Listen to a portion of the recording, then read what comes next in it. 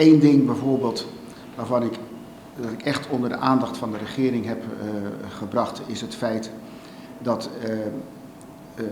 dat er geen btw-invoering komt, betekent dat Aruba moet blijven leven met de BBO, de omzetbelasting, en dat is een lekke belasting. Heel veel bedrijven, met name hotels, die kunnen de belasting heel makkelijk ontwijken omdat ze rechtstreeks importeren uit het buitenland, containers vol, zodat ze geen omzetbelasting hoeven te betalen. Dat betekent dat de belasting vooral bij de gewone mensen terechtkomt en wat minder bij op zich kapitaalkrachtige partijen.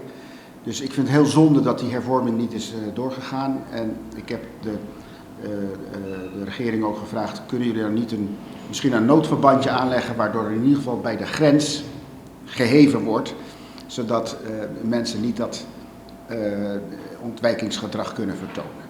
Ik weet niet of ik precies eens ben met die partijen, maar het is op zich heel logisch dat je ook bij de grens gaat heffen als je ziet dat de belasting heel makkelijk ontweken kan worden door rechtstreeks te importeren uit het buitenland.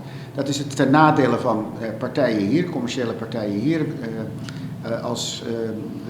De Arubaanse burger begint ook steeds meer in de gaten te krijgen. Als ik bij Amazon iets bestel, dan betaal ik geen omzetbelasting.